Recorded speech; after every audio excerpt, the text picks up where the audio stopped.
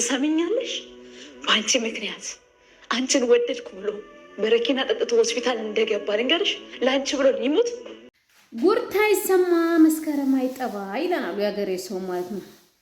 ዛሬ ደግሞ ጉድ የሚያስብል ቪዲዮ ነው ይዤላችሁ የመጣሁት ማለት ነው። ሰላም ብያለሁ።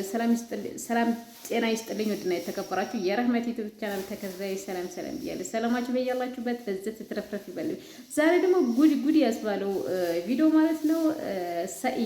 ሰኢድ እንግዲህ ታውቃላችሁ ከሱመያ ጋር እንዴት ተጣሉ ወጣና ወረድ ውስጥ ናቸው ያሉት ማለት ነው። ዛሬ ደግሞ ምንድነው ሆስፒታል ለአንድ ግለሰብ ተብሎ ማለት የልጆቹን እናት ቁጭ አድርጎ አንድ ግለሰብ አላቀባው በቅርቡ ላወቃት የሶስት ልጆች እናት ቁጭ አድርጎ ማነው የሁለት ልጆች እናት ቁጭ አድርጎ አንድ ግለሰብ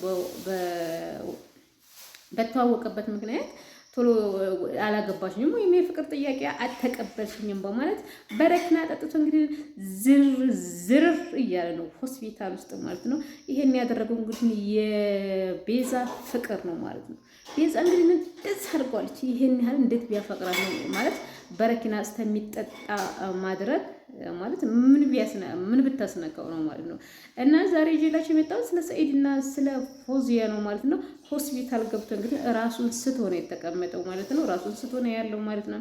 እንግዲህ እንትና ማለት ነው ይሄን ጉዳይ ሰምታ ማናት ሱመያ እንግዲህ ይሄን ጉዳይ ሰምታ ምን እንደምትመለስ በጉት ጠብቃለሁ ማለት እሷ ልጆቹን ይዛ ተቀምጣ እሱ ለአንድ አፈቀርኳት ነው ወደድኳት ብሎ መድኃኒት እስከመጠጣት ድረስ የሚያደርስ ፍቅር አለ ብዬ አላስብም። በአሁኑ ሰዓት ፍቅር አለ ብዬ አላስብም። በእርግጥ ግን ሆኖም ግን የልጆቹና ቁጭ አድርጎ እንደዚህ ፍቅር አለ ማለት በጣም ከባድ ነው።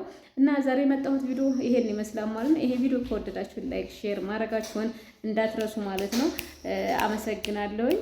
መልካም ቆይታ ይሁንላችሁ። ይሄን ቪዲዮ ከወደዳችሁ ላይክ፣ ሼር ማድረጋችሁን እንዳትረሱት። አመሰግናለሁ። መልካም ቆይታ ይሁንላችሁ ለሁላችሁም ማለት ነው። እና በአዳዲስ ቪዲዮዎች ወደፊት ወደ አዳዲስ ቪዲዮዎች ለመስራት ፕሮሰስ ላይ ነው ማለት አዳዲስ ቪዲዮዎች ወደ እናንተ እያዘጋጀሁ ነው ማለት ነው። እናንተ ብቻ ያለውን ነገር ተባበሩኝ ማለት ነው። ተቻላችሁ ሼር ካልቻላችሁ ደግሞ ቪዲዮውን ብትተውልኝ ደስ ይለኛል ማለት ነው። በአዳዲስ ቪዲዮ ሰው እንመጣላችሁ። አመሰግናለሁ። መልካም ቆይታ